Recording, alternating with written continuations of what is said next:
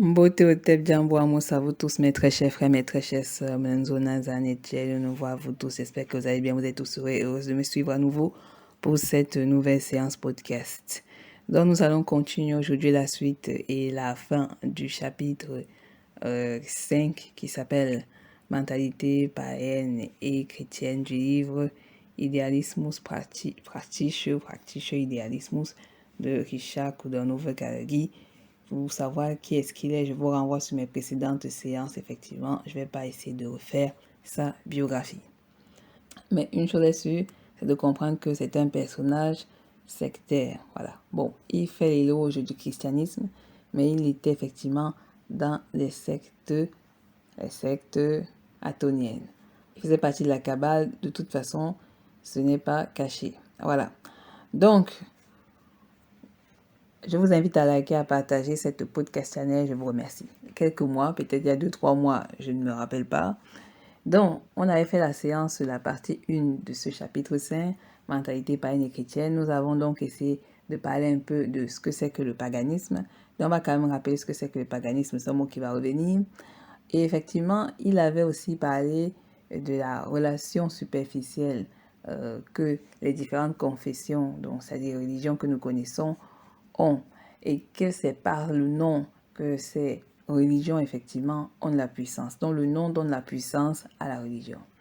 Par exemple, ce qui donne de la force effectivement, plus particulièrement au christianisme, c'est par rapport à Jésus-Christ. Ce personnage irréel est juif, donc c'est-à-dire que dans son irréalisme, il est d'origine juive, mais c'est par lui qu'on a créé le christianisme. Donc le nom de ce personnage donne la force effectivement à cette religion, donc son égrégore. L'islam, effectivement, la musulmanie, tire sa force du nom du Allah. Allah, effectivement, et plus particulièrement du prophète Mohammed. Mais Mohammed, c'est très particulier son cas parce qu'il n'a été cité que 4 fois dans le Coran. Comment est-ce que la personne qui a, entre guillemets, écrit le Coran n'apparaît que 4 fois dans le Coran? C'est très étrange. Effectivement, nous reviendrons sur cela. Je vous avais déjà fait partager un petit extrait effectivement d'une vidéo. Je vous invite à la revoir si vous semblez être intéressé. Et si vous ne l'êtes pas, bon, j'ai envie de dire, tant pis. Voilà. Donc, il parle de cela, c'est pareil avec le bouddhisme, c'est Bouddha. Et Bouddha, effectivement, le bouddhisme en réalité n'est même pas une religion, puisque l'être dont on parle, Bouddha, Siddhartha Gautama, Shakyamuni, est en fait un être réel. C'est un être réel, il a juste apporté des enseignements comme il était un scribe de Memphis, ce qu'on appelle Ménéphère. Il a été chassé par le roi Cambyse, il est arrivé effectivement dans la partie qu'on appelle l'Indus, l'Inde. Il a fait ses enseignements, il était accompagné de son ami Yoga, etc. Je vous ai donné effectivement diverses citations de ces divers historiens, chercheurs, que ce soit Leucoderme et Lanoderme, qui en ont prouvé l'exactitude du génétisme de Siddhartha Gautama, Shakyamuni, qu'on appelle Bouddha. Voilà. Donc, il était mélanoderme, ça on ne va pas essayer de tourner autour du pot. Maintenant, il y a une différence, je dis bien une différence entre le bouddhisme actuel, donc le bouddhisme leucodermisé. Le bouddhisme leucodermisé n'est pas pareil que le bouddhisme de Shakyamuni. Ça, c'est une autre histoire, c'est un autre monde. C'est vrai qu'il y a quand même quelques enseignements qui sont restés. Voilà, quelque chose qui donne voilà, son apparence structurelle, sa base. Mais après, il y a des éléments qui ont été ajoutés, les fonds, etc. Aujourd'hui, on voit très bien que c'est devenu du blablatage. On a un Dalai Lama, c'est un Dalai Lama, je m'excuse de la mauvaise prononciation, qui est vendu, qui travaille pour les USC, qui fait les tours de passe-passe monétaire. Et après, il vient nous faire au Bouddha, truc du ciel. Voilà. Donc, des choses comme ça, on voit très bien que ça ne marche pas. Et effectivement, on a l'hindouisme. L'hindouisme aussi, l'hindouisme c'est particulier. C'est devenu une religion. Et après, ça a été matrixé par la leucodermie dans les Aryavata, qui aujourd'hui sont la tête de l'Inde. Effectivement, ça c'est une longue histoire. Et on a divers sectes. Donc, effectivement, c'est le nom qui donne de la force. Je vous avais pris l'exemple de BTS. Si par exemple, je mettais en titre de ma podcast BTS et le monde vous allez voir que le fait d'avoir juste mis BTS allait me faire attirer des gens, alors qu'effectivement, c'était juste pour faire un attrape-nigo. Ou est-ce que je veux dire, ou c'était juste pour expliciter peut-être ce que la K-pop fait et comment est-ce que la K-pop tire son énergie. Donc, il tire son énergie en s'inspirant effectivement des musiques des Noirs, des Afro-Américains, et également des Africains ou les musiques des Mélanodères. Bon, il s'inspire un peu des trucs de leurs frères Néandertal Europeanus, mais effectivement, même les Néandertaliens Europeanus tirent effectivement leur inspiration, ce qu'on peut dire, des Mélanodères. Donc, j'ai envie de dire que vous voyez un peu le game. C'est là où, effectivement, ce qu'il dit était quand même très intéressant. On a parlé de l'américanisme, de l'orientalisme, de l'américanisme, qui est effectivement un mode de vie qui se transmet, c'est-à-dire l'américanisme est une phase élevée des barrières que je vous avais présentées, qui nous amène effectivement à l'occidentalisme, qui est le point culminant effectivement de la société occidentale et effectivement de la description des valeurs. Et nous avons appris quelque chose de très intéressant, et c'est ça qui va nous amener effectivement au début de notre séance, c'est cette phrase qu'il avait dit précédemment. Il avait dit que, je répète la phrase, le christianisme veut métamorphoser l'homo ferus en homo domesticus, donc l'homme naturel, ferus, mais l'homo ferus, ça revient à l'homme sauvage, à l'homme domesticable, c'est-à-dire que la personne qui est soumise. Donc, la religion assoit un être naturel en quelque chose de soumis qui s'abaisse et qui laisse faire les choses. C'est pour ça qu'en Afrique, effectivement, quand un locodème vient, vous tabasse, il vous gifle, etc., vous dites que c'est la volonté de Dieu. Quand il y a une guerre, c'est la volonté de Dieu. Dieu n'a rien voulu dedans. Même votre Christ imaginaire n'a rien voulu dedans. Personne n'a voulu qu'il y ait des guerres. Personne n'a voulu ça. Ce n'est pas la volonté de Dieu. Ceux qui ont créé la guerre, ceux qui ont créé la négrophobie, ceux qui ont fait en sorte que vos richesses soient volées au quotidien, n'a rien à voir avec Dieu, n'a rien à voir avec le Créateur, n'a rien à voir avec Imana. Imana n'a rien à faire de ça, ce n'est pas son problème. Et Imana ne veut aucunement que les vols se font. Si les gens vous volent, c'est parce qu'eux-mêmes, ils ont un esprit dérangé et c'est parce qu'ils veulent le vol. Et s'ils vous font croire que c'est normal, que c'est une volonté divine, c'est faux. C'est parce qu'effectivement, ils veulent vous faire accepter une situation de faiblesse qui n'est pas réelle, qui n'est pas vraie. Voilà. Donc, il faut faire attention à ces événements, il faut faire attention à tout ce qu'on vous dit, il faut faire attention à cela. Donc, moi, je vous invite véritablement à vous reconnecter à votre spiritualité ancestrale. Elle invitait au travail permanent, elle invitait au questionnement permanent et elle invitait beaucoup à se fier aussi un peu à ses propres instincts, à se protéger quand il en est nécessaire, parce qu'actuellement on ne se protège pas assez. On demande à quelqu'un d'autre de nous protéger et qu'est-ce qui se passe en retour? C'est nous qui mourrons. Donc il continue en disant l'humain prédateur en un humain domestique. Donc le christianisme veut métamorphoser l'homo ferus en homo domesticus, l'humain prédateur en humain domestique. Tandis que le paganisme veut créer l'humain en surhumain et le christianisme veut apprivoiser les tigres en chats, le paganisme veut élever les chats en tigres. Donc là, effectivement, on est quand même dans une vision particulière parce que quand il parle de surhumain, là on entre un peu dans la folie locodermique, etc. Le paganisme, effectivement, il faut que je vous rappelle ce que c'est, mais sachez que lorsqu'il parle du paganisme, malheureusement, et moi je vous invite à ne pas vous lier à cette définition, ne vous liez pas à ces termes parce que ça ne nous concerne pas, vous comprendrez très bien. Donc le paganisme, je le répète très bien, c'est un terme qui a été créé dans les environs du 5e siècle et effectivement, pas des chrétiens, ce sont les chrétiens qui ont créé ce mot. Pourquoi? Donc il désigne particulièrement la religion de ceux qui ne sont ni juifs ni chrétiens. Donc tous ceux qui ne sont pas dans le registre juif et chrétien sont dits pagani ou des paganistes, si vous voyez. Donc il faut comprendre que c'est un peu comme si on disait que vous êtes païen ou que vous êtes les enfants du diable. Si on va un peu très loin. Mais vous savez très bien que le diable n'existe pas. Donc c'est pour traiter ceux qui ne sont pas dans la vision judaïque. Or, effectivement, ceux qui ont créé ce mot étaient un peu à côté de la plaque parce que quoi? L'islam tire ses origines de l'abrahamisme. Ils viennent tous, ce sont les enfants d'Abraham.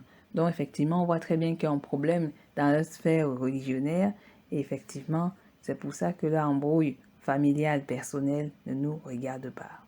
Quand quelqu'un est dans sa spiritualité, est dans son origine spirituelle, dans la spiritualité négro-africaine, il est insulté de païens, de chétan, de satanistes, de Kaksé Shada, de je sais pas quoi, de Akuma, etc. Donc on n'est pas dans ça, effectivement, mais on appelle ça la projection de la peur. C'est la projection de la peur de perdre de la masse religionnaire, donc des adeptes. Parce que la religion travaille par les adeptes. Les adeptes, c'est eux qui donnent de la force à la religion. L'islam tire sa force par les adeptes, donc par la naïveté, la facilité de croire à des choses imaginaires.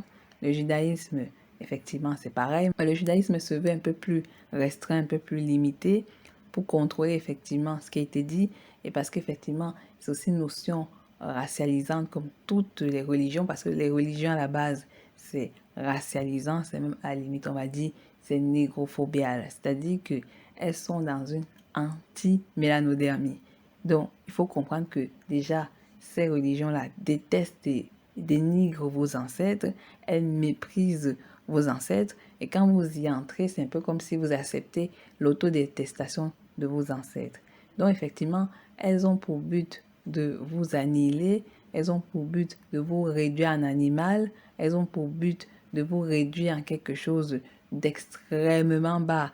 Et le fait, le comportement du mélanoderme dans son attitude au quotidien est dû au fait qu'il était traumatisé par ces attitudes religieuses qui ont abouti à abaisser son esprit, qui lui ont pas donné la force de l'autodétermination, qui lui ont pas donné la force effectivement de se battre pour ses valeurs, pour lutter contre les mœurs extérieures, dont on va pas citer quelques-uns pour peine de censure. Voilà. Donc, on va continuer effectivement ce qui a été dit dernièrement. J'espère que là, l'introduction n'a pas été trop ennuyeuse. Donc, effectivement, il nous avait parlé du fait que dans les grandes villes, c'est là où se réunit le monde, c'est là où se réunit beaucoup de personnes. Et en effet, c'est là où effectivement, on a une plus grande présence de ce qu'on appelle l'attitude, on va dire, religieuse. Et donc, il avait dit que c'est dans les zones du sud, effectivement, qu'on ressent plus cette situation socialiste. Et il avait lui-même dit que le christianisme et le socialisme sont des produits internationaux de la grande ville. Donc là, il y a beaucoup de monde. Et en effet, vous voyez très bien que le christianisme et le socialisme font partie de la même branche, ce sont les barrières. Effectivement, lorsque je rappelle la séance sur Bobby Wright, lorsqu'on parlait des différentes barrières, je vous réinvite à revoir cette séance. Je vous surinvite à revoir cette séance du boule et du matador. C'est là qu'on comprend effectivement le lien entre la religion et effectivement les différents partis politiques néandertaux. C'est-à-dire, la religion, c'est la base spirituelle, donc c'est par l'esprit que commencent les institutions du haut vers le bas, et donc vient plus tard ces instances qui s'appuient effectivement de cette vision religionnaire, dont la religion c'est plus un appui de domination des peuples, c'est un appui de domination mentale, neuronale, dont le socialisme effectivement est tiré de la démocratie. C'est le socialisme qui crée le communisme et on découvre donc que la démocratie, c'est du républicanisme. Donc le républicain est un démocrate. Le démocrate est un républicain. Les deux forment la même branche. C'est que souvent ils sont obligés de jouer un game que nous ne comprenons pas. Bon, on comprend, mais effectivement, mais qui est subtil. Ils sont des rivaux en apparence, mais au fond, ils dînent à la même table. C'est ça que beaucoup ne comprennent pas. On va relire là, on s'est arrêté dernièrement. Le christianisme a pris naissance en tant que religion mondiale dans la métropole Feststadt, ville-monde, sans race de Rome. Le socialisme dans les villes industrielles occidentales aux nationalités mélangées. Ces deux manifestations de la mentalité chrétienne sont construites sur l'internationalisme. La résistance contre le christianisme a émané la population rurale. Pagani. Tout comme aujourd'hui, c'est encore le peuple de la campagne qui oppose la plus forte résistance à la réalisation du monde de la vie socialiste, donc à ce qu'on appelle l'universalisme. Parce qu'effectivement, la ville-monde, c'est la ville qui rassemble les gens, c'est là où il y a beaucoup de personnes, c'est là où il y a des gens qui viennent de différents horizons, qui effectivement n'ont pas les mêmes objectifs, mais dont on veut créer un objectif commun qui n'est pas réel Et même si on essaie tous les subterfuges possibles pour créer cette société universaliste, elle ne fonctionne pas. Effectivement, vous retrouvez des gens un peu plus éloignés de ce mode de vie dans les campagnes, les régions reculées. Malheureusement, bon, chez nous à Kamakachupa, les régions reculées sont même infestées effectivement par les religions étrangères. Bon, il y a quand même certains coins de résistance qui sont restés dans la spiritualité ancestrale et le respect des ancêtres méritants. Il y a d'autres qui ont décidé de tout abandonner. Voilà. En Occident, bon, il y a les villages reculés. Ils sont dans leur sorcellerie particulière. Ils font leur magie obscure. Voilà. Il y a d'autres qui sont dans une autre vision qui même, on ignore ce que c'est. Il y a aussi de profonds chrétiens dans les villages occidentaux et ainsi de suite. Il y a beaucoup de choses qui se passent. Quand vous allez dans les villages profonds, effectivement, d'Asie orientale, que ce soit la partie qu'on appelle la terre arabique, il y a des gens qui ont des pratiques traditionnelles qui sont éloignées de l'islam, ça c'est vrai. Pareil, dans les parties orientales, le Vietnam et tout ça là, vous avez des gens qui pratiquent des choses qui sont même plus anciennes que l'hindouisme et le bouddhisme. Voilà. Il y a pareil, donc en Asie, Japon, Corée, tout ça, il y a aussi pareillement, voilà. Après, bon, ça, c'est de l'histoire. Donc, on voit que, en fait, on ne peut pas créer une société unie.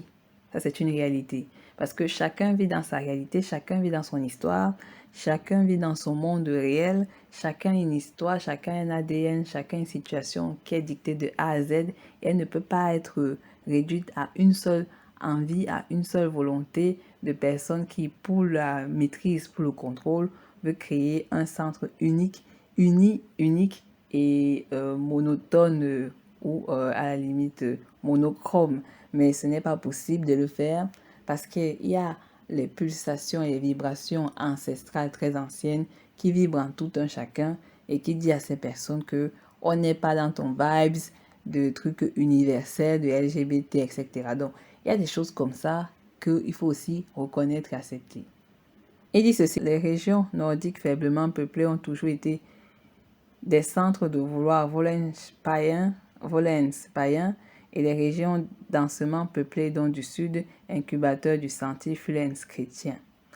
Effectivement, donc, il renvoie le fait que les populations du sud qui ont été effectivement matricées, donc qui ont été lobotomisées à la christianerie, sont les régions densément peuplées. Et les régions peu peuplées, les régions nordiques, voilà, sont ceux qui sont un peu emprunts à la païenneté, donc au paganisme, au paganisme, excusez-moi. Donc, c'est malheureux parce que c'est ce qu'on découvre effectivement, comme j'ai dit un peu plus haut, c'est-à-dire que beaucoup de régions des terres noires, des terres africaines dans les Caraïbes, en Afrique mélanodermique, des gens ont rejeté leur ancestralité, leur pouvoir, leur connexion à la nature, au créateur, à Imana, effectivement par le matrixage religionnaire. Bon, là, il parle beaucoup du christianisme parce que à son époque, qui était en 1920, il ne sentait pas encore beaucoup la montée de l'islam, pas comme actuellement. Donc, c'est pour ça que pour lui, c'était vraiment le centre de tout. Bon, après, bon, on a dit que c'est bizarre pour un sectaire. Bon, à la limite, le christianisme, c'est une secte. Donc, j'ai envie de dire qu'il soit sectaire kabbaliste, sectaire chrétien, il était dans une secte. Donc, c'est un sectaire. Voilà, donc c'est une vérité. Donc, on comprend que lui-même le dit que déjà à son époque, les années 1920, c'est étrange parce qu'effectivement, Kamakachupa a été sacrément vidé de son territoire. Il dit que les régions du sud, bon, je pense qu'il fait le mélange avec les zones comme les Amériques latines, certaines parties de l'Asie, parce que l'Asie était encore, comment dire, c'était le tiers-monde aussi là-bas. Bon, ça dépendait des coins, parce qu'il y avait la Chine, le Japon, bon, c'est un pays traître dont il a quand même su play the game, voilà. Et donc, il y a eu quand même beaucoup de situations. On voit que c'est un peu le mélange de cet ensemble qui démontre, parce que pour eux, comme on était pareil, pour eux, bon, après, c'est pas faux que je vous ai dit que en Chine, il y avait les Noirs avant, ils ont été décimés, je sais pas quelle situation a créé l'extermination des mélanodermes. Je ne parle pas de l'extermination qu'il y a eu un peu avant, je parle de ceux qui étaient restés jusque dans les années 1900, voilà, avant le nettoyage de fin 1900. La question actuelle de la contradiction entre les modes de spiritualité Seelenlebens de l'Est et de l'Ouest ne permet généralement pas d'y comprendre quoi que ce soit. Comparativement à cette contradiction entre les humains du Sud et du Nord, le japonais, en tant qu'il a la culture orientale la plus nordique, se rapproche à des multiples égards de l'occidental, tandis que la mentalité des Italiens du Sud et des Sud-Américains est orientale. Bon, là, on va faire une comparaison. Bon, c'est lui qui a commencé la comparaison entre les leucodermes, dans les leucodermes, les néandertals, les types Europeanus, qu'on appelle vulgairement caucasiens, alors que les néandertaliens type mongoloïdes sont également aussi des caucasiens, parce que je vous ai dit qu'ils ne sont pas jaunes. On les regarde. Vous savez ce que c'est que la couleur jaune? Vous savez ce que c'est que la couleur jaune? Donc, ces gens ne sont pas jaunes. Bref, qu'est-ce qu'il veut dire ici? En fait, il vient même de prouver quelque chose que je ne voulais pas dire, mais que j'avais déjà quand même dit. J'avais lâché quelques petits mots dans mes différentes séances. Donc, je vous ai dit que dans la présentation de l'Occident, dans l'Occident, vous avez remarqué qu'il y a tous les pays leucodermiques, donc tous les pays européanus qui ont tué et qui se sont installés sauvagement sur cette terre et qui ont décidé de former un groupe, c'est-à-dire la partie ouest de l'Asie, la partie nord de l'Amérique et une partie du Mexique et l'Océanie. Maintenant, on découvre qu'il y a une extension de l'Occident. Donc, c'est la manière de penser. Il y a donc le Japon. Le Japon est un pays occidental. La Corée du Sud est un pays occidental. Taïwan, à la limite, malgré tout, est un pays occidental. Et d'autres secteurs en Asie, effectivement, ont des liens avec l'Occident. Je dirais même que certaines terres arabiques sont occidentales et j'irais même loin, malgré l'aliénation qui se trouve en Afrique, vu qu'elle est kidnappée dans la partie maghrébine, les habitants maghrébins néandertaliens font partie de l'Occident. Donc on voit très bien que l'extension de l'Occident, dans l'extension de la malhonnêteté, de l'esprit cynique, c'est propagé au-delà de sa frontière génétique. Bon, on voit même que c'est même pas au-delà, elle est dans sa frontière génétique, c'est-à-dire partout se trouvent les néandertaliens type Europeanus, quelque part, au type mongoloïde. Voilà, dans toutes ces variétés, il y a un rapprochement avec la pensée qu'on appelle occidentale, donc soleil couchant. Et qu'il soit du soleil levant, l'Orient, cela ne veut rien dire, parce qu'ils ont autant la même logique que je ne sais pas quoi dire. Donc ça, c'est quelque chose qui est vrai. Et donc ici, il rappelle quelque chose dont je voulais parler, mais en m'appuyant effectivement des livres des auteurs qui ont étudié fortement l'assassination des peuples noirs d'Asie. Donc, on a le principe de Paik Chik de Bahemi Biyik, qui a fait 25 ans en Asie, qui a failli être assassiné même. On a effectivement Runoko Rashidi, dont je voulais aussi parler, mais effectivement, on prendra notre temps pour commencer les chapitres parlant de l'Asie. Notamment, vous comprendrez les massacres qu'ont fait les pays orientaux sur les habitants natifs noirs avant leur arrivée. Donc, c'est là que vous allez comprendre que le noir n'a pas d'amis, comme John Henry Clarke le disait, mais effectivement, notre naïveté à le penser, à l'imaginer, à vouloir le voir, nous empêche de voir cette réalité. Donc, le leucoderme qui s'appelle Kudernovo Karagi, qui est un métis, c'est-à-dire il est moitié japonais, il est moitié autrichien, nous explique lui-même, et c'est parce qu'il a vu lui-même. Sa mère a été très forte dans la manière dont elle a éduqué cet enfant, c'est-à-dire il a eu l'éducation proprement dite autrichienne, donc européenne, mais de la vision germanique. Il a aussi eu une éducation proprement dite japonaise. Et il est même allé au-delà, c'est-à-dire il a voyagé en Chine, il a voyagé dans les pays asiatiques, donc il connaît très bien le problème de la situation asiatique. Effectivement, il ajoute un peu ses fantasmes néandertaliens européanus. Donc, lui-même prouve ce que beaucoup disent, mais que beaucoup de panafricains ne veulent pas comprendre et accepter dans la réalité. Le japonais, en tant qu'il a la culture orientale la plus nordique, c'est-à-dire sa culture, la culture japonaise que l'on connaît actuellement, je ne parle pas de la culture japonaise qui a été créée de base par les Noirs qui vivaient au Japon, donc avant même que ça s'appelle le Japon. Vous savez que les Ainu, ou les Ainu, désolé de mal prononcer le nom de nos ancêtres, étaient les premiers habitants du Japon. C'était des Noirs. Après, bon, métissage, viol, etc. Vous savez, la douleur. Ils avaient apporté des nouvelles technologies, des nouvelles valeurs qui dépassaient même les technologies qu'avaient les Africains de l'Afrique dont des Kémètes. C'est-à-dire, oui, c'était nos mêmes ancêtres. Peut-être que les conditions qui existaient dans cette terre asiatique faisaient en sorte qu'ils étaient obligés de développer encore davantage leur technologie. Donc, ils avaient une technologie qui était encore un peu plus supérieure. Et donc, ils étaient très intelligents, ils avaient une notion du respect à la nature, etc. Donc, c'était déjà une base culturelle qu'ils avaient. Effectivement, les sauvageons, les ânes, dont les ânes, c'est les ancêtres de tous les yeux bridés caucasiens qui existent dans l'ensemble de l'Asie, subdivisables en différentes régions, voilà, vous comprenez, dans les nouveaux pays que vous connaissez aujourd'hui, dont les pays asiatiques. Voilà, donc ils se sont inspirés de ces cultures après l'assassination des mélanodermes de ces contrées-là. Maintenant, ils ont ajouté à cela leur propre culture, c'est-à-dire la culture néandertale, mongoloïde. Donc, ça a permis de créer globalement la culture japonaise actuelle. Et bon, voilà, j'ai envie de dire la culture japonaise actuelle, c'est là des ressemblances très très fortes et puissantes avec l'Afrique. C'est parce que elle n'a pas voulu tout enlever de ce qu'ils avaient, parce que c'est grâce à ces mélanodermes-là qu'ils ont pu étaler effectivement leur grande force et supériorité. Ils étaient très intelligents, ils avaient de l'armement qui était aussi puissant que le reste des terres. Même les terres d'Asie, des terres du milieu, n'avaient pas ce type de connaissances technologiques. Donc, j'ai envie de dire, c'est normal, le Japon à l'époque était très fort. Voilà.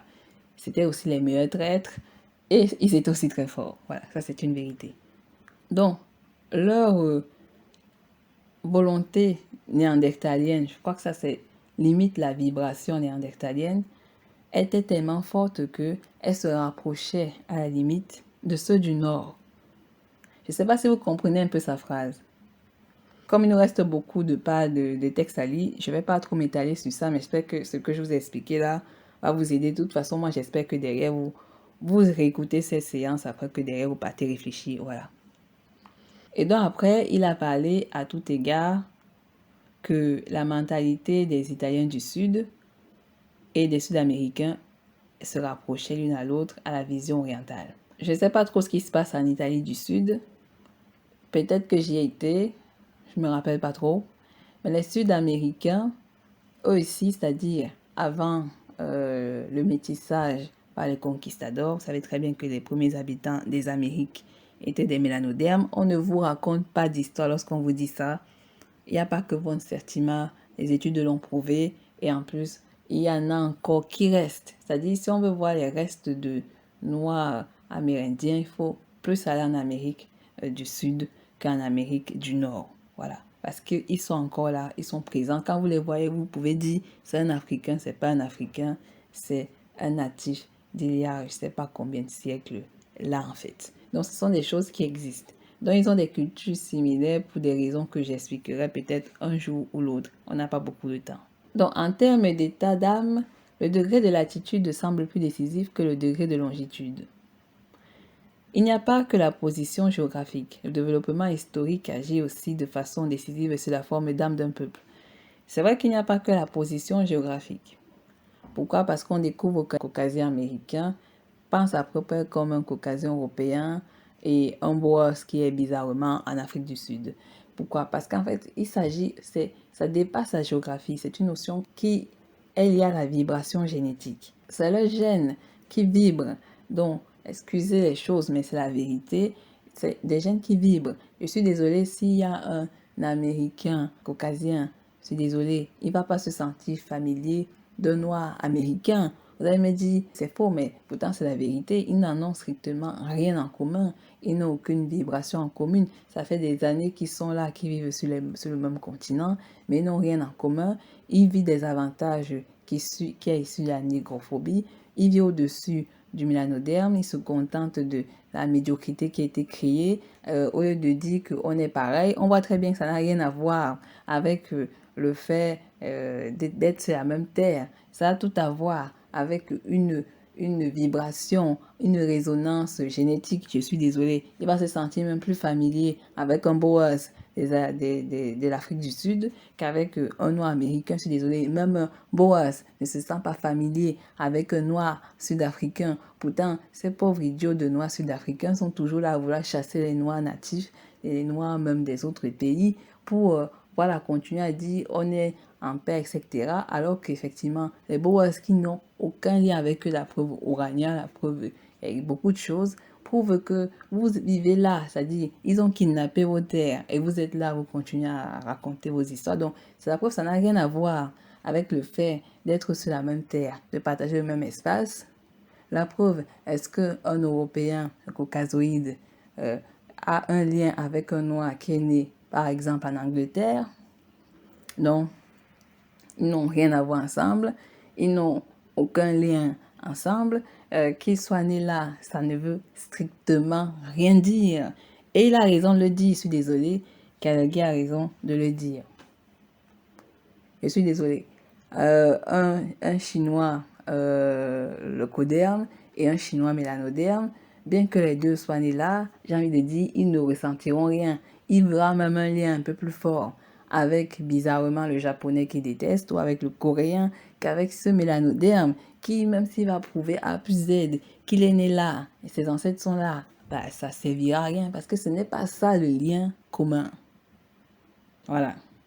Même en Inde, on va même pas aller loin, en Inde ou au Pakistan, on a les mélanodermes natifs depuis des milliers d'années sur cette terre-là, et on a les Aryavarta. Ils n'ont rien en commun, c'est-à-dire, oui, même la langue, bon, vous savez, l'Inde c'est particulier, ils ont plusieurs langues, ou le Pakistan, ils sont là, mais ça ne veut pas dire qu'ils partagent la même chose, ils n'ont pas la même vision des choses, et en plus, même s'ils sont aliénés, les Noirs de l'Inde, ils voient très bien qu'il y a une différence dans la classification sociale et dans la classification du travail, des écoles et tout. C'est-à-dire, c'est autant visible. C'est une histoire d'âme. C'est une histoire d'âme, lui-même le dit. Le développement historique aussi de façon décisive sur la forme d'âme d'un peuple. Il n'y a pas que la position géographique. C'est aussi l'histoire du développement historique qui agit aussi de façon décisive sur la forme d'âme d'un peuple. C'est l'âme. Un peuple, j'ai envie de dire, un peuple n'a rien à voir avec une nation. Un peuple a à voir avec un lien ancestral. Le peuple blanc a un lien avec le peuple blanc de manière ancestrale. Qu'ils ne s'entendent pas sur beaucoup de sujets, ça sera une certitude. Mais sur le fait qu'ils forment un ensemble génétique commun, ça, ils ne pourront jamais le nier. Le noir, qu'il le veuille ou pas, il est de la même âme, dans la même âme mélanodermique, et qu'il le veuille ou pas, voilà, il y a des choses auxquelles ils sont uniquement liés, j'appuie bien le mot, uniquement liés, différents, effectivement, du locodème. Très différents. Et effectivement, cela n'empêche pas qu'on peut avoir des différences sur certaines idées et points, mais je suis désolée, quand on a des malheurs, on a les malheurs qui se ressemblent étrangement, j'ai envie de dire. On sait très bien que quand on a des problèmes qui sont liés à notre circonstance génétique par rapport au regard de l'autre. Donc, je donne le point à Kalagi sur ça, il a raison. C'est triste, mais c'est la vérité. Voilà. Donc, il continue en disant, les peuples chinois et juifs ont une sensibilité plus chrétienne que le peuple germanique, car leur passé culturel est plus ancien. Bon, on va dire à peu près. Bon, effectivement, les peuples juifs ont une sensibilité plus chrétienne. Pourquoi? Je vous ai dit que, effectivement, les Chinois, à une époque, notamment à l'époque de l'opium, comme j'ai dit, ils dépassaient en christianerie les chrétiens d'origine caucasienne. C'est-à-dire, leur lien avec Christ était au-delà d'un Européen lambda. Hein. Les églises de l'Orient qui poussaient partout, les trucs de l'Orient, les étoiles du matin de l'Orient, la nuit du truc, je sais pas quoi, du Christ de l'Orient, c'était du jamais vu. J'ai envie de dire, même nous les Noirs chrétiens qu'on a été lobotomisés, on n'était pas dans le niveau là. Même les Congolais là qui font les messes matin, midi, soir, ils étaient pas au niveau des Chinois. Les grandes congrégations, même les Coréens, dépassent les mélanodermes dans la vision christianienne. D'autres sont allés loin, ils sont devenus des businessmen en christianerie en fait. Donc, cette histoire est au-delà du réel. Donc, pourquoi est-ce qu'il dit qu'ils ont une sensibilité plus chrétienne? Moi, j'irai un peu plus loin que Carnegie. Carnegie, c'est un peu limité. En fait, il faut savoir que c'est du coin oriental asiatique d'où est née les religions. La religion juive est venue pour dévincer effectivement la spiritualité négro-africaine. Donc, elle s'est créée techniquement pour dévincer les mélanodermes. C'est pas pour rien que dans l'Ancien Testament, vous avez des propos qui sont très directs pour nous accuser, donc nous les mélanodermes. Donc, c'était créé spécifiquement pour nous détruire. Et effectivement, bon, il y a des subdivisions familiales dans cette pensée religionnaire qui a créé diverses tensions. Vous avez très bien vu que le judaïsme, qui est effectivement le père du christianisme, le christianisme dans sa pensée avait créé le Messie.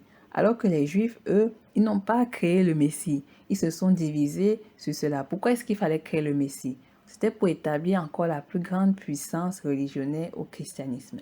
Le christianisme devait évincer. Il devait être ce nouveau courant porteur qui allait effectivement dominer le monde. Voilà, c'était pour cela que le Messie devait être créé. Si le Messie n'était pas créé, alors cette vision qui s'apparentait toujours à la juiferie n'allait pas pouvoir aller très très loin. Et c'est vrai que ça ne pouvait pas aller très très loin, effectivement, malgré Moïse, les 10 commandements et tout ça, effectivement. On voit très bien que malheureusement, ça n'a pas pu dépasser le miracle. Et il y avait toujours des gens qui avaient des pratiques animistes, etc. Donc, effectivement, la création du Messie a permis l'installation, effectivement, de ce nouvel ordre religionnaire, sociétal, politique. Il dit qu'ils ont une sensibilité plus que le germanique parce que leur passé culturel est ancien, parce que leur passé culturel, techniquement, est-ce qu'il est ancien? Non. Le chinois, je dirais le chinois que vous connaissez en tant que Chine, ou les terres du milieu, c'est une appellation bien plus récente. Je vous ai parlé des Han, ce peuple locoderme rageux et haineux, effectivement, qui a envahi les terres où il y avait les Noirs d'Asie, dont les Noirs de toute l'Asie, qui, par la volonté raciale, a effectivement ligué ses frères néandertaliens contre les Noirs, et qui, suite à ces invasions barbares, ont pu créer ce qu'on appelle les terres du milieu. Mais le mot Chine, chinois, et même le peuple ou ce qu'on appelle la race chinoise, n'est pas très, très ancien, j'ai envie de dire. Elle est très récente, c'est pas si vous voyez ce que je veux dire. C'est-à-dire dans l'appellation chinois, il ne s'appelait même pas chinois avant. Il ne s'appelait pas chinois, il s'appelle chinois de manière récente. Donc ce n'est pas ancien. Si vous voulez peut-être parler des Han, j'ai envie de dire ces gens qui sont apparus au même moment que toute l'espèce néandertalienne, bon, on va dire que techniquement, oui, anciennement, oui, mais pas anciennement très ancienne. Effectivement, même si la Chine traficote son histoire, du mieux qu'elle peut, bon, voilà, il y a des gens qui veulent aussi faire des recherches et découvrent qu'il y a des histoires qui sont bizarres. Donc, bon, Kalergi, bon, peut-être qu'il savait des choses, mais peut-être que, bon, il savait pas aussi tout. On passe. Le germain est temporellement plus proche du sauvage que le chinois ou le juif. Quand il dit le germain, il parle par exemple en Germanie, donc en Allemagne ou dans les pays germaniques. Quand il dit que le germain est plus proche du sauvage que le chinois, c'est parce que c'est même une injuste. C'est parce que le germain c'est un barbare. Ici, il rappelle la particularité barbare de ses frères caucasoïdes, Donc, il renvoie à ses frères caucasoïdes de l'Europe, que leur attitude de gens de souche les rapproche plus d'un côté bestial que à quelque chose de sophistiqué que la vision chinoise ou juive. On voit aussi que, étrangement, pour quelqu'un qui voulait beaucoup se lier effectivement à l'Occident, c'est quelqu'un qui avait, malgré tout, on voit qu'il y a l'appel du sang oriental qui faisait quand même assez beaucoup d'éloges à la vision orientale. Donc c'est un peu la particularité du métissage et c'est peut-être un peu contradictoire, un peu plus loin parce que Khalegi lui-même était contre le métissage. Il lui-même en a dit, je vais vous faire, comme j'ai dit, on va revenir sur cela parce que plus tard il a plutôt opté pour adopter des enfants, comment dire, ariens blonds. Voilà, il a adopté des ariens blonds. C'est lui qui l'a dit lui-même. Et donc, effectivement, parce que il trouve qu'il est mieux d'avoir une seule âme, une âme souche et une âme propre. Bon, s'il connaissait très bien l'histoire de sa génétique, il saurait très bien que, bon, en fait, c'est pas un problème puisque tu as hérité du double sang néandertalien. Mais bon, il n'a pas vu des choses comme ça. C'est normal, bon, voilà. Donc il dit, ces deux anciens peuples culturels ont pu s'émanciper de façon plus approfondie. La conception naturelle païenne, car ils ont eu au moins 3 millénaires de plus pour se faire. Bon, on va dire que ça correspond un peu 3 millénaires, 3000 ans, ok. Parce que comme j'ai dit, le Néandertal, ça fait environ soit 4200 ans qu'il est là, soit 6000 ans, donc soit 6200 ans qu'il est là. 3 millénaires pour faire sa société. Bon, on peut dire que le chiffre est plus ou moins, voilà, bon. Et quand il dit, le paganisme est un symptôme de la jeunesse culturelle, le christianisme est un symptôme de la vieillesse culturelle. C'est-à-dire le fait de s'éloigner des religions endoctrinantes est plus le synonyme du fait de la jeunesse culturelle. C'est un peu comme, bon, je suis désolée de faire cette comparaison-là, mais c'est un peu avec l'analogie du fait que nous, on est du mouvement du réveil mélanodermique, c'est-à-dire qu'on veut s'éloigner de tout ce que l'Occident et tout ce que le monde néandertal a amené à nous, c'est-à-dire que tout, c'est-à-dire leurs valeurs, leurs mœurs, leur religion, en fait. Et comme on est pour la majorité assez jeune, j'ai envie de dire, donc on est plus, c'est-à-dire on est véritablement pour que cette histoire dégage de notre continent et on se dit que le temps que nous soyons encore jeunes, nous pouvons apporter de la voix, un peu plus de réflexion et que nous pouvons amener d'autres jeunes africains, d'autres jeunes noirs, effectivement, à comprendre cela, à aller au-delà de cela et de se réapproprier sa culture, j'ai envie de dire. Voilà, bon, c'est vrai que dans le paganisme, il nous renvoie à païens, mais nous ne sommes pas des païens, nous sommes des êtres spirituels. Nous savons que nous avons un lien avec le Créateur. Le Créateur et nous, on fait partie de la même continuité. On a le lien direct avec nos ancêtres, des ancêtres qui nous relient directement au Créateur, dont nous n'avons pas besoin de nous lier à une religion. Comme j'ai dit religion, on veut dire religare. Religare, parce qu'en fait, le néandertalien n'a aucun lien avec le Créateur. Alors, au travers de la religion, qui est un passage par l'homme, effectivement, il fait un lien. Et en créant des égrégores tels qu'on a déjà cité, il permet le lien entre le monde, entre guillemets, du divin imaginaire, parce qu'il invente un Dieu qui a des caractéristiques qui ne sont pas très divines, la colère, la punition, etc. Non, Dieu ne punit pas, il n'est pas en colère, il n'amène pas les gens en enfer. Voilà, donc il n'est pas tout ça, ça c'est des choses imaginaires. Donc nous, du mouvement du réveil mélanodermique, vous pouvez dire gamète panafricain, nous, on est dans une relation avec la nature qui est en lien avec les Nétérous, et nous sommes en relation avec le Créateur via le lien ancestral. Là, c'est deux choses différentes.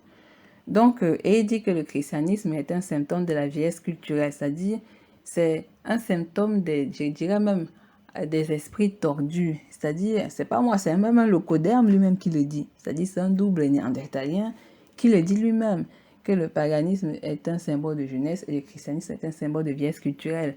Et c'est vrai que le christianisme, ce sont des personnes qui ont une vision très basse des énergies basses, qui ont créé cette cette religion, qui ont créé ce personnage imaginaire pour endoctriner les esprits.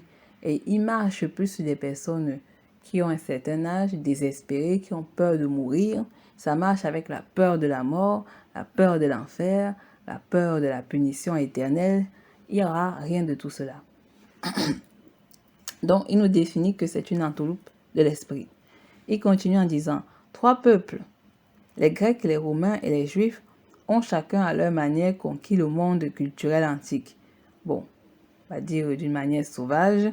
D'abord le peuple philosophico-esthétique des Grecs dans l'hellénisme, ensuite le peuple politico-pratique des Romains dans l'Imperium Romanum, enfin le peuple éthico-religieux des Juifs dans le christianisme, même si effectivement les Juifs et les chrétiens ils se font des guerres bizarres.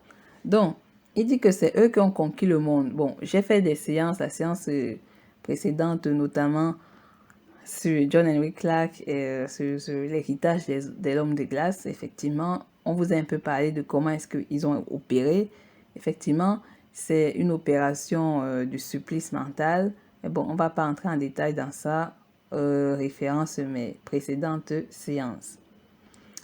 Donc, le christianisme préparé éthiquement par les Esséniens juifs, baptisé et spirituellement par les Alexandrins juifs, Philon d'Alexandrie, a été un judaïsme régénéré. Donc ça, c'est un nouveau type de judaïsme dont on appelle ça le remasterisage, effectivement, un peu comme Mac quand il vient faire le remasterisage chaque fois de beaucoup de choses.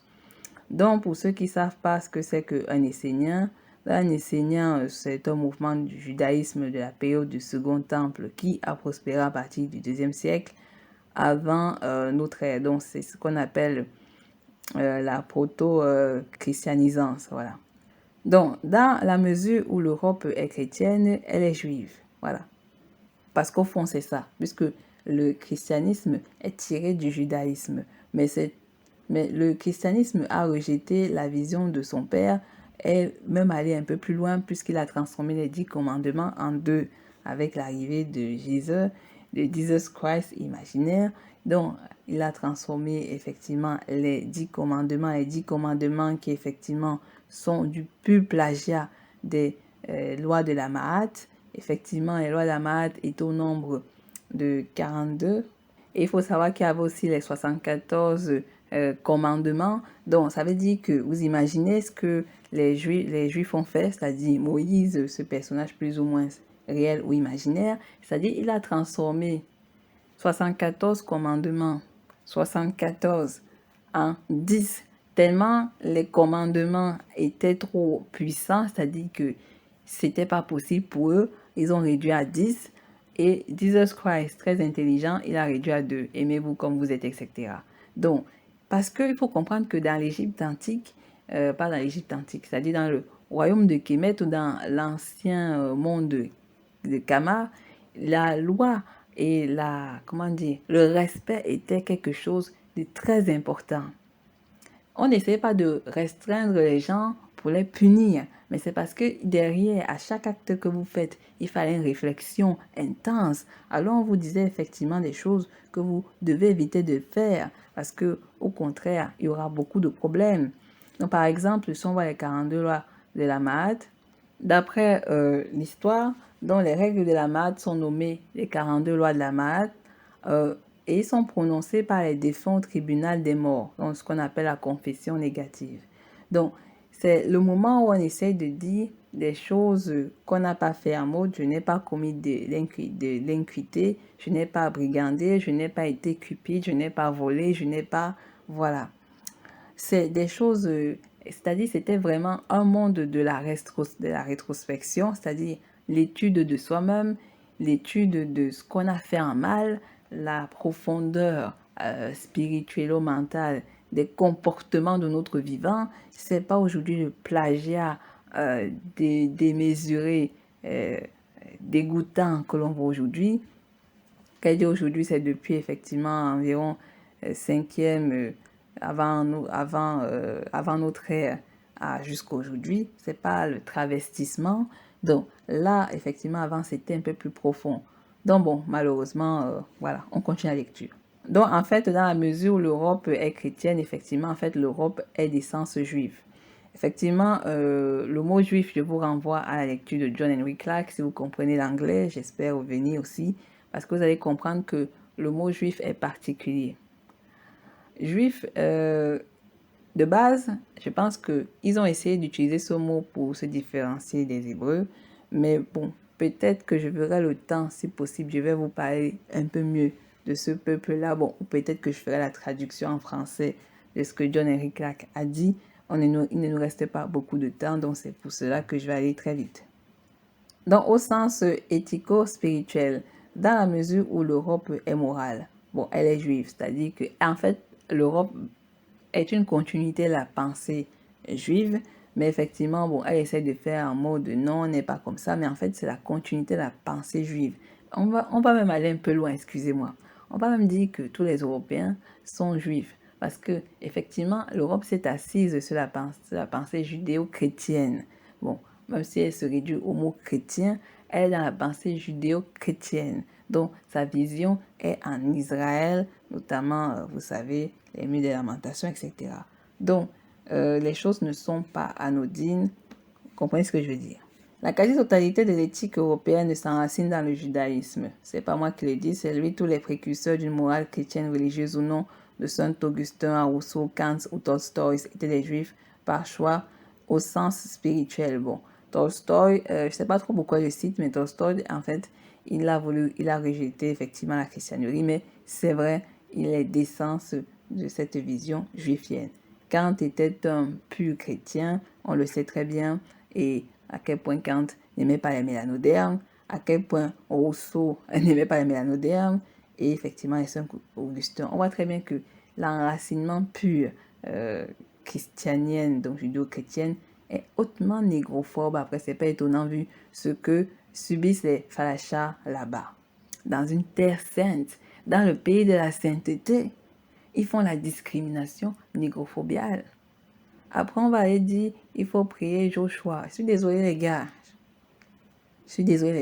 Moi, je suis pas dans ça en fait. Et je rappelle bien que c'est le peuple élu. Hein. C'est le peuple élu. Hein. Et les Israéliens noirs, hein, qu'est-ce qu'ils vont pouvoir nous dire? Comprenez pourquoi je dis qu'il y a trop de comiques sur cette terre-là, surtout chez nous en fait. Donc, il dit, Nietzsche est le seul éthicien européen non juif et païen. Bon, Nietzsche a voulu s'écarter de cela. Je vous ai dit que c'était un fils de pasteur, etc. La perversion de la vie, la découverte de la femme, du corps de la femme, la sauvagerie, effectivement, c'est pas pour rien qu'il a eu les MST. Comprenez qu'il faut avoir une moralité pure. Vous savez pourquoi il y a le désordre et les MST qui sont propagés partout? C'est parce qu'il y a un désordre mental, un désordre spirituel. Le désordre spirituel fait en sorte que les gens partent à gauche, à droite, deviennent des vagabonds sexuels, diffusent des maladies et après, on s'étonne du lendemain. Si les gens avaient une spiritualité, j'ai envie de dire, forte, un esprit fort, un esprit, comment dire, droit, pur, saint, un esprit vraiment spirituel, un esprit divin, ils ne seraient pas en train de se balader partout, mettre des gens dans des positions MSTriennes partout, parce que tout le monde n'a pas les moyens de se soigner contre certains types de maladies qu'on ne peut pas soigner comme ça. C'est vrai qu'il y a eu des médecins mélanodermes qui avaient réussi à trouver le remède contre le sida, mais effectivement, vous savez ce qui s'est passé, ils sont 6 pieds sous terre de nos jours. Voilà. Faites très attention à la perversion de la vie, en fait. Faites très attention à la perversion de la vie. Donc, il continue en disant, les représentants traiteurs les plus proéminents et convaincants des idées chrétiennes qui, dans la Renaissance, se nomment pacifisme et socialisme, sont des juifs. Bon, effectivement, on sait très bien que la religion, la juiferie, effectivement, voilà. À l'Est, le peuple chinois est le peuple éthique par excellence. Donc, par excellence, contrairement au japonais esthético-héroïque et à l'indien religieux-spéculatif. Bah oui, bon, les temples Shaolin, le Dalai Lama, les histoires, tout ce que vous connaissez, c'est normal que, bon, on voit au Chinois quelqu'un de très spirituel, de très religieux, quelqu'un qui s'adonne toujours à la culture religieuse bouddhaïque, prêt à prier, une religion qui l'envoie au respect quotidien. Le japonais, il a une esthétique héroïque, c'est-à-dire que sa pensée religieuse est limite, s'apparente même déjà à la recherche du sauveur. C'est pas très éloigné. C'est pour ça qu'il dit qu'il y a un lien fort avec l'Occident. Bon, après, c'est la même chose, malheureusement, Carnegie l'ignore. L'Indien, c'est le religieux spéculatif.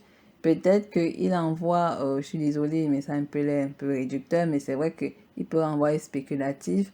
Parce que bon, si ça marche pas avec Krishna, ça va marcher avec Ramanan, ça va...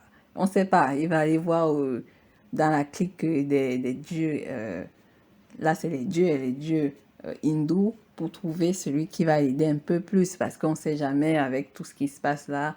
On s'est passé avec Charavayana, ça va pas marcher, on va peut-être chercher ailleurs. Voilà, bon, c'est un peu comme les religieux chez nous en Afrique. Si c'est pas Jésus, c'est Marie qui aide. Si c'est pas Marie, c'est Dieu, c'est la Trinité, c'est, je sais pas, c'est Saint-Michel. Ouais, c'est un peu ça. Si c'est pas là, c'est peut-être, je sais pas, bon, vous comprenez ça, c'est spéculatif, c'est du zigzag, excusez-moi, c'est du zigzag, c'est du zigzag. Le judaïsme est resté fidèle au fil des millénaires à l'idée théocratique d'une identification du politique avec l'éthique. Le christianisme et le socialisme sont tous deux des tentatives d'établir un royaume divin. Bon, oui, effectivement, il y a 2 millénaires, les premiers chrétiens n'étaient pas des pharisiens et des sadduéens. Des héritiers et des nouvelles et des renouveleurs de la traduction mosaïque, aujourd'hui ce sont ni les sionistes ni les chrétiens, mais les leaders juifs du socialisme, car eux aussi veulent, avec la plus grande abnégation, effacer Tilgen, le péché originel du capitalisme délivré, et le zen, les humains de l'injustice, de la violence, Gewalt, le pouvoir, la force et de l'esclavage, et transformer le monde absolu en un paradis terrestre. Bon, il raconte un peu du n'importe quoi, mais il est vrai que le monde occidental veut créer dans son monde du visible le paradis sur terre. Pourquoi? Parce qu'ils savent très bien que quand ils vont mourir, ils iront nulle part. Ils iront nulle part, leur âme va être effacée, ça va être effacé, ils vont disparaître. Vous savez ce que veut dire une âme qui disparaît? Une âme qui est longtemps, toute sa vie, a vécu dans l'opulence et qui demain n'est remercié de rien, alors c'est ce qui les arrive et ce qui les a déjà arrivé depuis qu'ils sont nés, etc. Donc leur âme disparaissent, ils disparaissent, ils meurent comme s'ils n'ont jamais existé. Et bon, il raconte un peu les sonnettes lorsqu'il dit que le judaïsme veut délivrer du péché originel du capitalisme. Or, c'est leur manière de vivre, de penser, parce que vous avez dit que la religion, c'est la manière de vivre, de penser d'un peuple. C'est leur manière de vivre, de penser qui a créé, en fait, leur société. L'esclavage vient de la judaïsme, et effectivement, et beaucoup de choses viennent de là. Le capitalisme, qui est une forme un peu plus progressée de l'esclavage, a été créé par le système juif. On doit vous rappeler que les premiers banquiers, bon, c'est pas vraiment les premiers banquiers, mais les premiers qui ont mieux usé par la malice et l'opportunisme de l'usage de ce qu'on appelle la banque, c'était les juifs. C'est eux qui avaient les plus grands commerces, les plus grands marchés, les plus grands, c'est-à-dire c'est eux qui avaient le marché à leurs mains au niveau du Moyen-Âge de l'Europe. Ils dominaient l'Europe. Ils étaient plus établis notamment dans les zones germaniques. Effectivement, le mot en anglais juif, c'est Joe comme jewelry, donc la bijouterie. Effectivement, c'est de ce mot-là, c'est de cela que vient le mot juif. Normalement, de leur vraie appellation, ce sont les Hébreux, effectivement. C'est pour ça que beaucoup disent que les Juifs viennent proprement dites d'Europe. Mais effectivement, ils viennent de la même corrélation religionnaire qui est hébraïque, effectivement. Mais le truc, c'est que je parle du vocabulaire. Hein, je parle du vocabulaire, je dis pas la race, je parle le vocabulaire juif vient de l'Europe. C'est un mot qui a été créé en Europe. Aussi bien que l'antisémitisme, c'est un mot qui a été créé au XVIIe siècle environ en Europe par un germanique. Donc, ce sont des mots techniquement européens. Bon, après, expliquer pourquoi l'hébreu a décidé de s'appeler juif en Europe. Et pourquoi est-ce que on essaie de nous faire en mode qu'il y a une différence entre le juif et l'hébreu, alors que voilà. Et en fait, ceux qui se trouvent en Israël, c'est effectivement ce qu'on appelle les Israéliens, mais effectivement, ils sont notamment et particulièrement des Hébreux.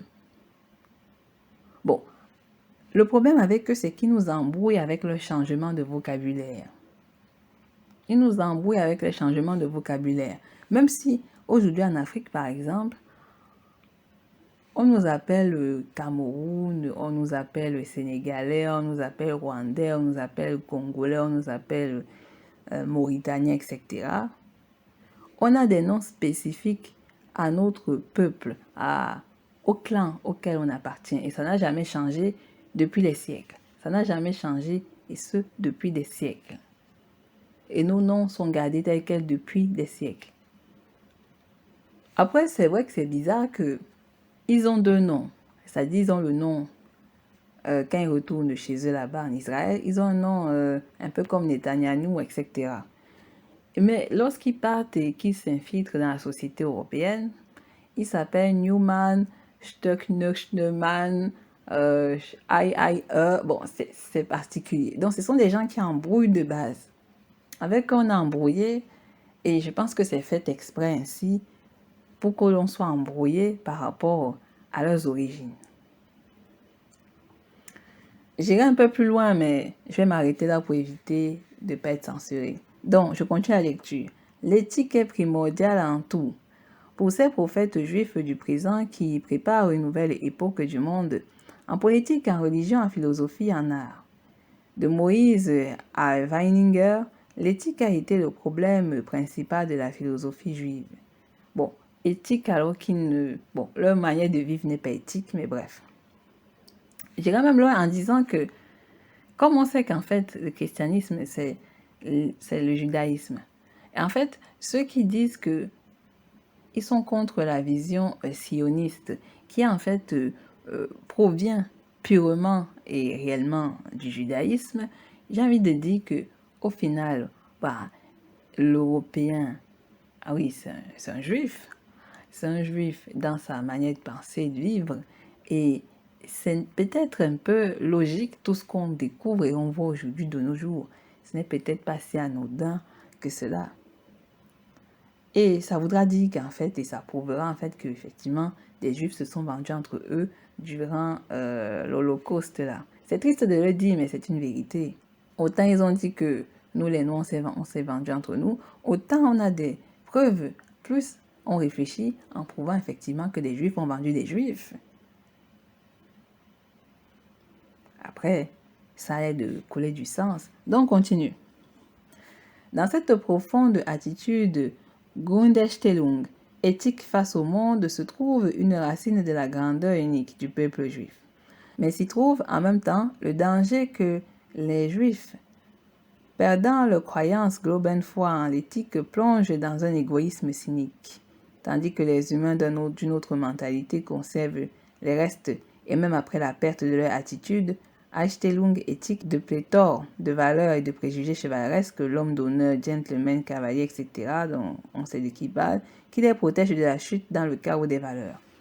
C'est-à-dire que le juif pense qu'il est le bien-pensant de cette terre. C'est-à-dire qu'il pense qu'il est le seul qui est dans la capacité de trouver ce qui est bon et unique pour aider l'univers. C'est pas étonnant quand on voit les Gagats et tous ces gens-là. C'est-à-dire qu'ils pensent véritablement qu'ils sont ceux qui vont trouver la solution à l'univers, alors qu'en fait, ils sont ceux qui trouvent la solution à la mort de l'univers. Donc, ce sont des gens qui, peut-être que, c'est-à-dire, leur croyance, hein, vous allez me dire, mais qu'est-ce qui te prouve que Gagat c'est croyant? Mais qu'est-ce qui vous prouve qu'il ne l'est pas? J'ai envie de dire, qu'est-ce qui vous prouve que, en vérité, si on cherche, on trouvera que, effectivement, il pratique sa religion. Qu'elle soit sectaire ou pas, je vous ai dit, tout ça, ce sont des sectes. Donc, qu'est-ce qui vous prouve le contraire de ce que je dis? Vous me direz qu'ils n'ont aucune religion, ils ne peuvent pas croire au Dieu unique. Mais qu'est-ce qui te fait croire à ça? Qu'est-ce qui vous fait croire à ça? Dans leur religion, dans leur secte, ils le font. Donc, en fait, eux, ce sont des gens qui pensent qu'ils ont le droit sur tout. Ils pensent qu'ils ont la foi primordiale, effectivement l'éthique primordiale, qui fait au fur et à mesure des gens égoïstes, cyniques, obscurs. Ça fait des êtres obscurs dont le septianisme. Le cynisme, pour le comprendre, c'est une attitude de mépris, d'égoïsme, de hauteur, d'authenticité. Les gens se sentent hauts par rapport à leur mission primordiale imaginaire. C'est-à-dire ces gens-là, même si des gens, vous allez juste me dire que ce sont les plus riches. Non, ce n'est pas une histoire des oligarques. On parle de la vision du fait que les gens se disent chrétiens, musulmans, etc. Ils viennent de la vision hébraïque, abrahamique. Donc, de base, ils se pensent très haut. Ils se pensent à la hauteur donnée par une vision imaginaire. Ils pensent que leur opinion est l'opinion finale, fataliste. C'est l'opinion qu'on doit absolument prendre. Ils pensent qu'ils sont le droit. Ils pensent qu'ils sont justes dans ce qu'ils disent. Ils pensent que leur manière de réfléchir est l'unique manière de voir les choses. Et parce qu'ils ont la prémonition d'un être imaginaire, qu'effectivement, ce qu'ils disaient vrai, ce qu'ils disaient bien, ce qu'ils disaient dans la morale et dans la norme sociétale, alors que c'est une pure imagination et ça vient de leur délire lunaire, lunatique, obscur, réfléchissant. D'où le cynisme dont il parle. C'est extraordinaire, c'est-à-dire que Carnegie, qui est de la catégorie judéo-chrétienne, tacle en même temps ses propres faits, ses frères judéo-chrétiens, et il fait en même temps un éloge particulier à la vision bouddhaïque, etc. C'est très étrange. C'est très étrange. Et il dit que tandis que les humains d'une autre mentalité, donc ceux qui ne sont pas dans la vision religionnaire, ceux dont leur vision ancestrale n'était reliée à aucune religion. Je vais un peu aller loin, je suis désolée. Souvent, les mots là sont connotés. Quand il dit les humains d'autres mentalités, vous voyez, ils ont souvent une manière particulière de parler. Les gens d'un autre monde. Un peu comme quand ils disent les pays en voie de développement. C'est pas vraiment, ils pensent pas qu'on est en voie de développement. Donc quand ils disent les gens d'une autre mentalité, c'est des gens qui ne sont pas du monde occidental. Ce sont les gens qui ne sont pas du monde néandertal. C'est-à-dire que, par exemple, si on prend notre cas, on n'a pas la même mentalité qu'eux. On ne pense pas à la même chose. On ne pense pas que le monde est venu comme ça. On a la parole suprême. Maintenant, ceux qui sont entrés dans la folie néandertalienne, les aliénés sont entrés dans la folie néandertalienne, dont ils pensent qu'effectivement, ils ont une certaine logique et pensée. Mais effectivement, vous verrez que, et c'est là que on voit un peu la différence, malgré l'aliénation du noir. Le noir aliéné, même quand il est aliéné dans la vision religionnaire du Lokoderm, il ne va pas dans une certaine prétention. C'est vrai qu'il y en a qui partent dans cette prétention-là, mais il y a d'autres qui ne vont pas dans cette prétention, comme ces gens en fait. C'est ceux qui veulent avoir le même mode de vie que ces gens qui vont devenir prétentieux, qui vont penser qu'ils ont cette capacité d'aller au-delà. Mais le cynisme du Néandertal dépasse le cynisme du noir. C'est-à-dire le noir veut se jouer cynique, mais il ne pourra pas dépasser le cynisme néandertalien, qui est, j'ai envie de dire, c'est un niveau suprême que même moi je ne pourrais décrire. Dans notre mode de vie qui est différent du mode de vie néandertalien, fait en sorte que on ne va pas se mettre haut au point de vouloir jouer un créateur qu'on n'est pas. On est certes des êtres divins liés à la vision du créateur, mais ça ne veut pas dire qu'on va venir en mode effectivement, j'ai l'idée du siècle, il faut me suivre, hypnotisation en fait. Mais effectivement, il relève le fait que il y a donc dans le groupe des Néandertaliens, il y en a ceux qui effectivement sont dans un autre délire religionnaire. Là-bas, ils sont dans un mode un peu héroïque, c'est-à-dire qu'ils ont une vision d'ordre chevaleresque, des hommes d'honneur, de gentlemen, de cavaliers, Ils pensent que, bon, voilà, ils pensent qu'ils ont un certain type de rôle. Ce n'est pas éloigné de la folie de leurs frères religionnaires. Ce n'est pas éloigné parce que eux aussi se reposent sur des croyances particulières qui est au-delà du réel. Ça n'a pas empêché non plus aux Grecs, avec la mythologie grecque, de se voir aussi très haut. Ça n'a pas empêché aux gens des peuples du Nord, avec leur Thor et compagnie, de se voir au-dessus de tout. On finit avec ceci. Ce qui sépare principalement les Juifs des citadins moyens est le fait qu'ils soient des humains consanguins. La force de caractère alliée à l'acuité spirituelle prédestine le Juif à devenir, à travers ses exemples les plus éminents, un leader de l'humanité urbaine, un faux ou véritable aristocrate de l'esprit, un protagoniste du capitalisme comme de la révolution. C'est chaud ici. Je ne sais pas s'il a eu des problèmes dans sa vie, mais oui, il a eu des problèmes. Bref. Donc, il dit ici que la particularité, dans la différence principale